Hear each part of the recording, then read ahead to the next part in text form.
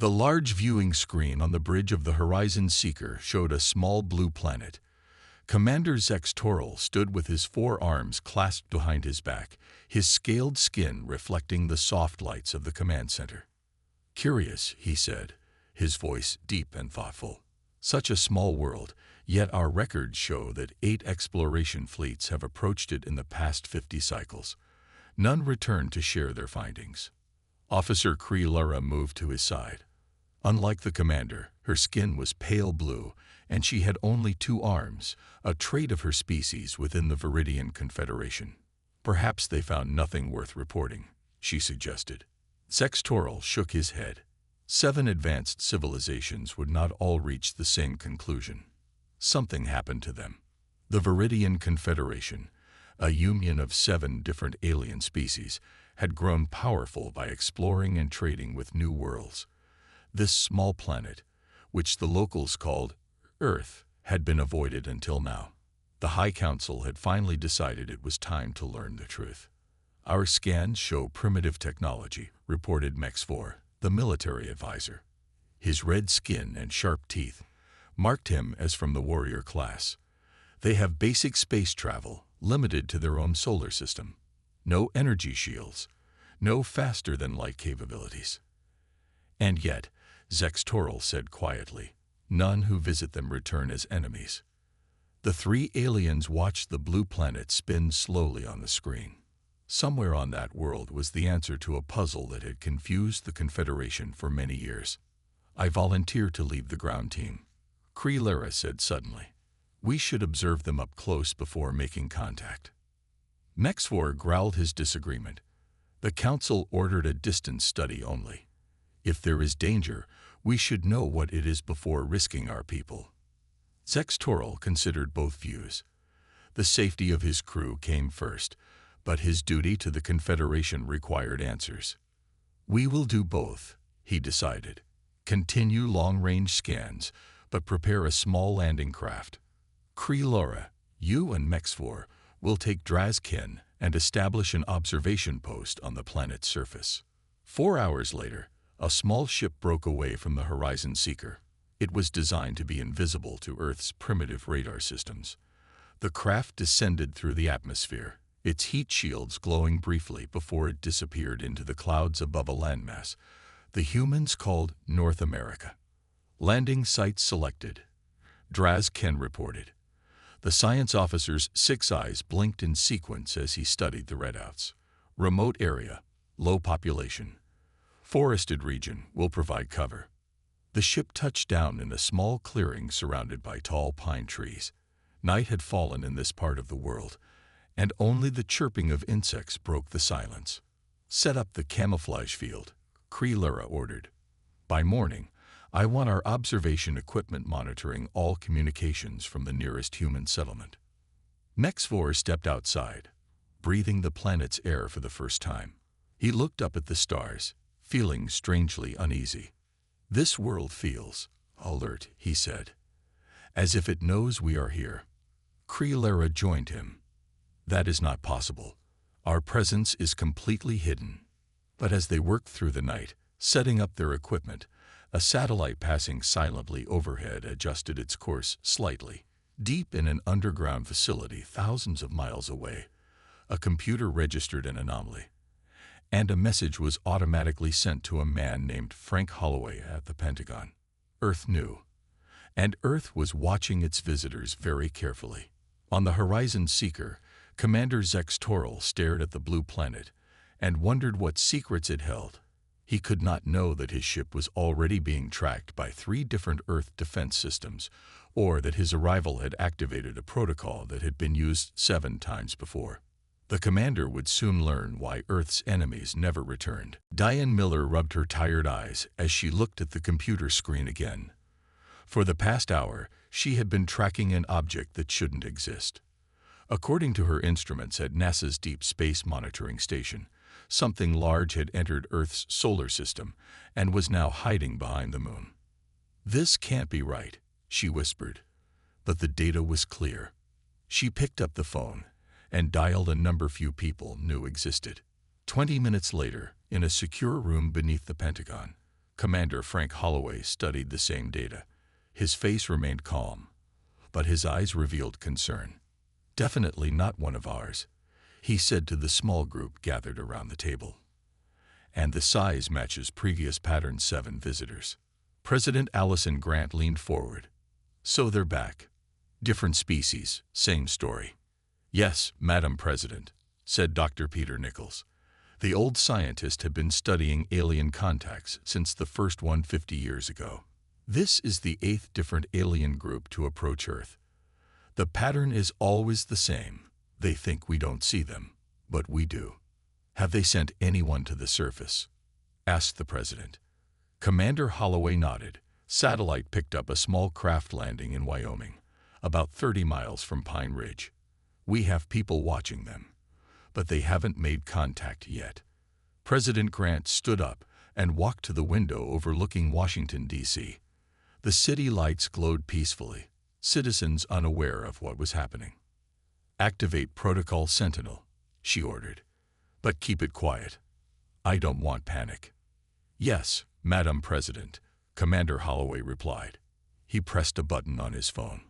"Captain Bennett, this is Holloway. The Vigilant is cleared to move into position." In the vast darkness of space beyond Earth's moon, the U.S. Vigilant powered up its engines. The ship looked nothing like regular space shuttles. Its sleek black hull absorbed rather than reflected light, making it nearly invisible. Captain Susan Bennett sat in the command chair, her crew ready for orders. "Target is behind the moon," her officer reported. "They think they're hidden from us." "Typical," Susan said with a small smile. "They always underestimate us. Move into position, but stay out of their sensor range. I want to know everything about them before they know anything about us." The Vigilant moved silently through space, using technology that humans should not possess. Technology that had been borrowed from previous visitors. Back on Earth, in a small town called Pine Ridge, Wyoming, a man named Steve Carson guided his truck down a forest road. As the local park ranger, he knew these woods better than anyone. The radio reported clear weather, but he could feel something was different today. His radio crackled. "Steve, this is base. We got some strange readings from Sector 7. Can you check it out?" "On my way," he replied, turning his truck toward the area. What Base didn't tell him was that strange readings meant aliens. Steve was more than a park ranger. He was part of Earth's first contact team, trained to observe and report without engaging. As he parked his truck and continued on foot, Steve checked the special phone in his pocket. It showed 3 heat signatures that weren't human or animal. Moving carefully, he found a hidden spot on a ridge overlooking a small clearing. There, barely visible through some kind of camouflage, was a ship unlike anything built on Earth. 3 figures moved around it, setting up equipment. They looked almost human in shape, but their movements were different. One had blue skin, another red, and the third had multiple eyes that blinked in a wave-like pattern. Steve took pictures with his special camera and sent them instantly to Commander Holloway. Then he settled in to watch. His orders were clear. Observe only, don't approach. What the aliens didn't know was that Earth had been practicing this routine for decades, and each time, the aliens had either left as friends or never returned at all. Morning sunlight filtered through the tall pine trees as Cree Lara adjusted her disguise. The thin covering made her blue skin look pink like a human's. She had studied Earth's languages and could now speak what they called English quite well. "I still think this is too dangerous," said Mex 4, his own disguise hiding his red skin and sharp teeth. "We should observe from a distance only." "We need to understand them," Cree Lara replied. "Their broadcasts are confusing. They fight wars against each other, but speak of peace. They damage their planet, but also try to save it. They are a puzzle." Draz Ken looked up from his equipment. "Our scans show the nearest town is 5 miles away. There is a road nearby with occasional vehicles." "I will go alone," Cree Lara decided. "You two continue monitoring their communications." Despite Mex 4's objections, she left their hidden camp and walked toward the road. Her clothing mimicked what their research showed as normal for this region: jeans, hiking boots, and a flannel shirt. If anyone saw her, they would think she was just a hiker. Back at the camp, Mex4 used advanced scanning equipment to study the area. What he found confused him. "This makes no sense," he told Drazken. "I'm detecting energy patterns that humans shouldn't have. There's something buried deep beneath that mountain that has power readings similar to our own technology." Drazken joined him at the scanner, perhaps leftover technology from previous visitors. "No," Mex4 said slowly. "This is active and maintained. And look here." He pointed to a small blinking dot on his screen. "Someone is watching us right now." High on the ridge above them, Steve Carson remained perfectly still. His training had taught him patience. The aliens had good technology, but he knew they would eventually detect him. That was part of the plan. Meanwhile, Kreelara walked along a dirt path that led toward town. She practiced speaking to herself, trying to sound human. The sounds were strange to her mouth, but she was a quick learner. A noise ahead made her stop. A small human child stood on the path, looking at her with curious eyes. The child was female, perhaps 8 years old by Earth standards, with blonde hair tied in 2 bunches. "Hello," the child said. "Are you lost?" Kreelara froze. Their research had said this area was rarely visited. She wasn't prepared for direct contact so soon. "I am hiking," she replied carefully. The child tilted her head. "You talk funny. Are you from another country?" "Yes," Kreelara answered, remembering her cover story. "I am from very far away." "I'm Amy," the child said. "I live in Pine Ridge with my mom and dad. Dad works at the special place in the mountain." Kreelara's training told her to end this conversation quickly, but her curiosity was too strong. "Special place." Amy nodded. "Where they keep the Star People's ships.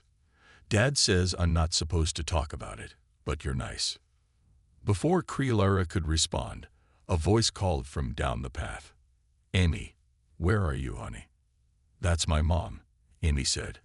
"I have to go. Will you be here tomorrow? I can show you my favorite place to see deer." "Perhaps," Kreelara said, her mind racing with questions. What did the child mean about Star People's ships? As Amy ran off, Kreelara hurried back to camp. She needed to tell Mex4 what she had learned. But when she arrived, she found him waiting with troubling news. "We are being watched," he said grimly. "And I have discovered something else. These humans have technology they should not possess. Technology from other worlds." Kreelara thought of Amy's words. "I think the humans have been collecting technology from all who visited before us." In the shadows of the trees, Steve Carson heard every word. He spoke quietly into his hidden microphone. "Commander, you need to hear this. They're figuring it out faster than the others did." Commander Frank Holloway studied the photos on his tablet. The aliens had set up a good observation post, but not good enough to hide from Earth's special teams. "Send Major Kelly and his team," he ordered. "Standard approach. Watch only for now." The officer nodded and left quickly. Holloway turned to Dr. Linda Russell, who had been quietly taking notes. "What do you think, Doctor? Are they like the others?" Linda looked up from her tablet. "Based on their behavior, they seem more curious than dangerous. The blue one, especially. She took a risk to explore. And she talked to a child," Holloway added with a frown. "Amy Carson, Steve's daughter. That wasn't supposed to happen." "Children often see what adults miss," Linda said with a smile. "And sometimes they say exactly what we need them to hear." In space, Commander Zex Toril was growing worried. The ground team had sent regular reports, but the last one included disturbing news. Mex4 believed they were being watched and had detected advanced technology that humans shouldn't have. "Send another scan of the North American continent," he ordered. "Focus on military installations and energy signatures." As his crew worked, Zex Toril stared at the blue planet on his screen. Something wasn't right. The first reports described Earth as primitive, but each new scan showed hints of something more advanced hiding beneath the surface. A sudden alarm made him turn. "What is that?" "Energy spike near the planet's moon," his officer reported. "But it's gone now." "Gone? Nothing just disappears," Zex Toril said. "It was there. Then it wasn't," the officer insisted. "Like something turned on, then turned off very quickly." Zex Toril felt a chill run through his body. What if the humans weren't as primitive as they appeared? What if they were hiding their true capabilities? Back on Earth, at the Pentagon, Nancy Baker scrolled through files on her computer. As an intelligence analyst, she had access to records few people ever saw. She had been ordered to find all information about previous alien encounters. "Here it is," she said, opening a video file. "The Centauri approach, 30 years ago." The screen showed another alien ship, different from the current visitors. It had come with weapons ready, demanding Earth's surrender. The video showed Earth's response, a fleet of ships rising from hidden bases surrounding the alien vessel. Not a shot was fired. The video ended with the alien ship leaving Earth orbit, escorted by human vessels. Nancy opened another file. The Proxima incident, 20 years ago. This time, aliens had tried to establish a secret base on Mars. Again, hidden Earth ships appeared, surrounding them. This video ended with alien and human representatives meeting on neutral ground. She looked up at Commander Holloway. Every encounter follows the same pattern. They come thinking we're primitive. They discover we're not. Then either they leave, or they join us. Finished Dr. Peter Nichols, entering the room. 7 species have visited Earth. 4 left after learning the truth. 3 chose to stay and share knowledge. "And now we have number 8, said Holloway. In Wyoming, Major Ryan Kelly led his team through the forest. 6 soldiers moved silently, using technology that made them nearly invisible. They surrounded the aliens' camp, setting up special devices that could disable the aliens' equipment if needed. "All units in position," Kelly whispered into his communicator. "We have eyes on all 3 targets." Inside their camp, Mexvor suddenly stood up. "Something's wrong. My scanners just went dead." Draz Ken checked his equipment. "Mine too. It's like something is blocking our technology." Creelera looked nervous. "Do you think it's the humans? Do they know we're here?" "I think they've always known," Mexvor said grimly. "I think every alien visitor before us made the same mistake we did. They underestimated these humans." On the Horizon Seeker, Commander Zex Toril received a broken transmission from Mexvor. Only a few words came through clearly. "Not primitive. Advanced technology. We are surrounded." Then silence fell. Commander Zex Toril paced the bridge of the Horizon Seeker. His reconnaissance team had gone silent, and his instincts told him something was very wrong. "Prepare the rescue ship," he ordered. "We must extract our team immediately." "Commander," his officer said nervously, "sensors are detecting multiple objects rising from Earth's surface." The main screen showed several small craft leaving the atmosphere. They moved with impossible speed, using technology that the Viridians had believed was beyond human capability. "Impossible," Zex Toril whispered. "They shouldn't have such advanced ships." Captain Susan Bennett sat in the command chair of the U.S. Vigilant as it rose from its hidden lunar base. 5 other Earth ships joined her in formation. "All ships report ready, Captain," her officer said. "Good. Move into position around the alien vessel, but keep weapons powered down," Susan ordered. "This is first contact protocol. We show strength, not aggression." On the forest floor in Wyoming, Creelara, Mexvor, and Draz Ken stood back to back as figures emerged from the trees. Humans in dark uniforms surrounded them, their weapons held ready but not pointed directly at the aliens. Major Ryan Kelly stepped forward. "We mean you no harm," he said clearly. "We know you are visitors from another world. We wish to speak with you." Mexvor reached for his weapon, but Creelera stopped him. If they wanted to hurt us, they would have done so already, she said. A new voice came from behind the soldiers. She's right. The soldiers parted to let a woman through. She wore civilian clothes, jeans, and a simple jacket, but carried herself with authority. My name is Dr. Linda Russell, she said. I represent Earth's First Contact Division. We've been aware of your presence since you entered our solar system. Creolera stepped forward. How? Our technology should have hidden us from your detection. Linda smiled.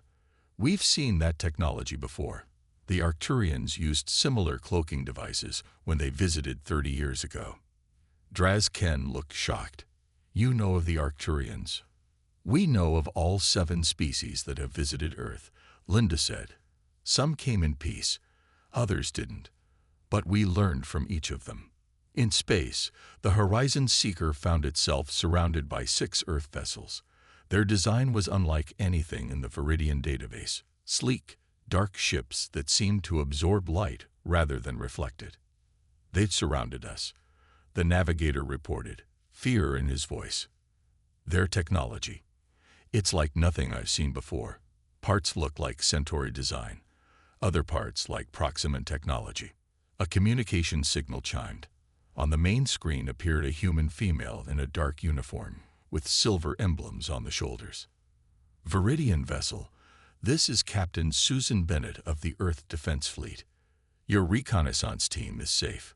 We request a diplomatic meeting between our peoples.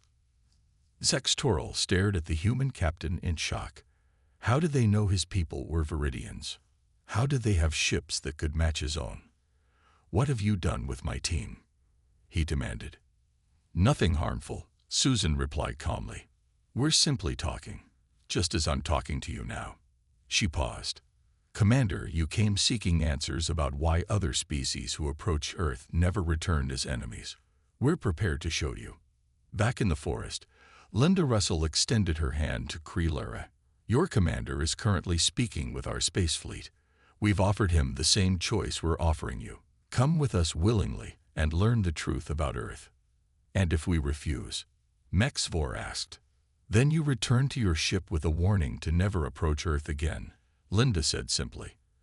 But you would miss understanding why those who came before you either left in peace or chose to stay as friends. Creolera looked at her companions, then back at Linda. Curiosity had always been her strongest trait. Where would you take us? Linda smiled.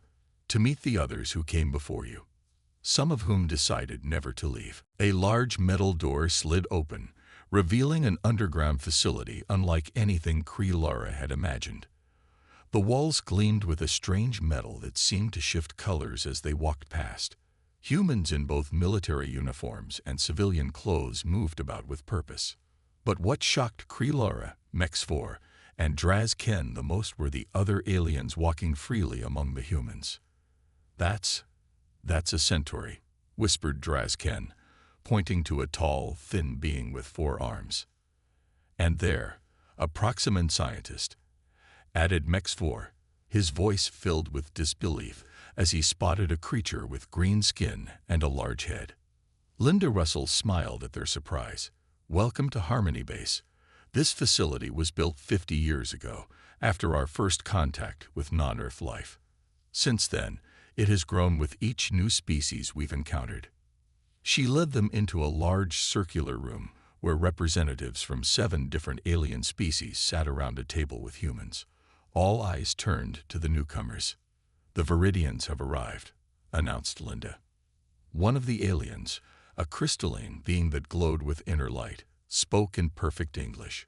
So the Confederation finally decided to investigate the mystery. Welcome, cousins. I am Zarkel of the Lumidians. We were the 3rd species to discover Earth. This is impossible, said Mexvor. The Lumidians vanished 20 cycles ago. The Confederation searched for them. We didn't vanish, Zarkel replied. We relocated. Many of us chose to stay on Earth. Meanwhile, in orbit above Earth, Commander Zextoral had agreed to meet with the humans. His ship docked with a space station positioned between Earth and its moon. The station's design puzzled him. Parts of it matched different architectural styles from across the galaxy. Captain Susan Bennett greeted him when he entered the station. "Commander, welcome to Unity Station. President Grant is waiting to speak with you." President Allison Grant was a small woman with gray hair and kind eyes, but Zex Toril sensed strength behind her gentle appearance. "Commander," she said, extending her hand in the human greeting custom, "thank you for agreeing to this meeting." "You've captured my team," Zex Toril stated flatly. "I had little choice." "Not captured," the president corrected. "Invited. There's a difference. They are guests, as are you." She led him to a viewing window that looked down at Earth. "Beautiful, isn't it? Do you know why your people and others find our world so interesting, Commander?" Before he could answer, she continued, "It's because we're a puzzle. Our technology seems primitive in some ways, advanced in others. We fight amongst ourselves, yet work together. We destroy and create in equal measure." "What happened to the other species who came here?" Zex Toril asked directly. President Grant turned to face him. "Let me show you." A holographic display activated, showing recordings of previous first contacts. Zex Toril watched as 7 different alien species approached Earth. Some came peacefully, others with weapons ready. The aggressive ones discovered something surprising. President Grant explained, "We were ready for them. Not because we're warlike, but because we're cautious." The display showed Earth ships revealing themselves, using technology that matched or exceeded that of the visitors. "But how?" Zex Toril asked. "Where did you get such advanced technology?" "We built some of it ourselves," Grant said. "The rest we learned from our friends among the stars. You see, Commander, Earth has a unique philosophy when it comes to potential enemies." Back in Harmony Base, Linda was explaining the same thing to Kree Lara and her team. "Humans don't destroy their enemies," Linda said. "We prefer to make them our allies. Every species that approached Earth was given a choice. Leave us in peace with the knowledge that we can defend ourselves, or stay and join a partnership of knowledge and cultural exchange." Kree Lara looked around at the aliens working alongside humans, and some chose to stay. Linda nodded. "Those who wanted war found we were stronger than expected. Those who wanted knowledge found we were eager to share and learn. Either way, they never returned as enemies." Mexvor finally understood. "So that's why Earth's enemies never return." "They're not enemies anymore," said a familiar small voice. Amy Carson stood in the doorway, holding her father Steve's hand. "They're friends now." 6 months passed quickly. The Viridian ship Horizon Seeker remained in Earth orbit, but now as a welcome visitor rather than a cautious observer. On the lawn of the White House in Washington, D.C., a historic ceremony was about to begin. Commander Zex Toril stood tall beside President Allison Grant.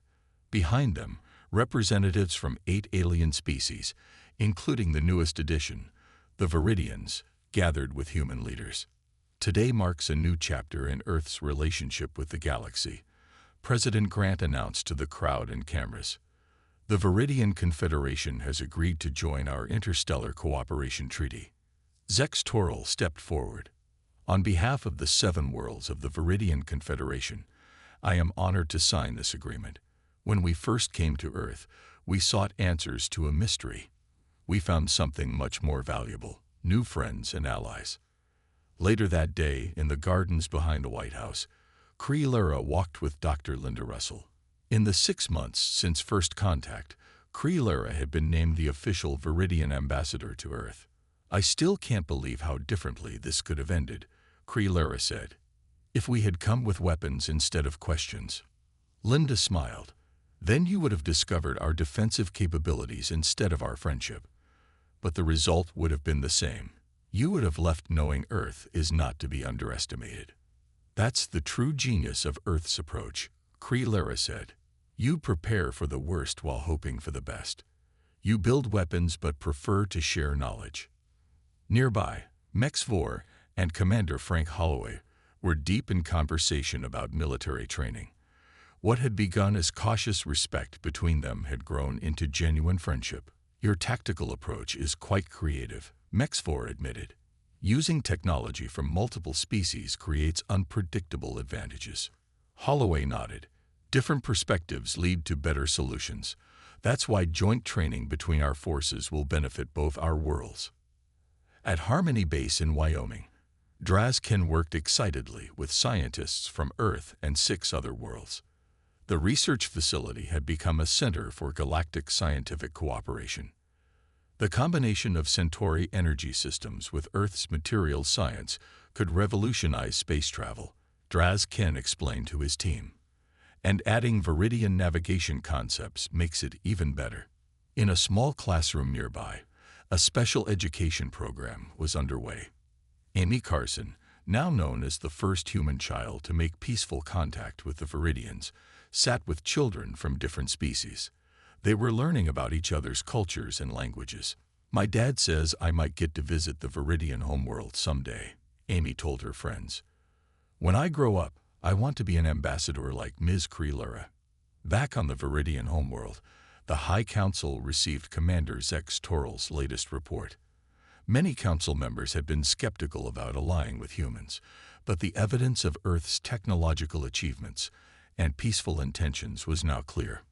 "The humans have a saying," Zex Toral's message concluded. "They say that the true measure of strength is not how many enemies you defeat, but how many friends you make. Earth does not conquer those who approach them. They offer partnership instead. Their enemies never return because they have been transformed into allies through respect and cooperation. This is a lesson our Confederation would do well to learn." As his report ended, the council chamber fell silent. Then, one by one, the councilors stood in the traditional gesture of agreement. Across the vast distance of space, Earth had gained not just the respect of another powerful civilization, but their friendship as well. And in doing so, they had once again proven why Earth's enemies never return. They simply didn't remain enemies for long.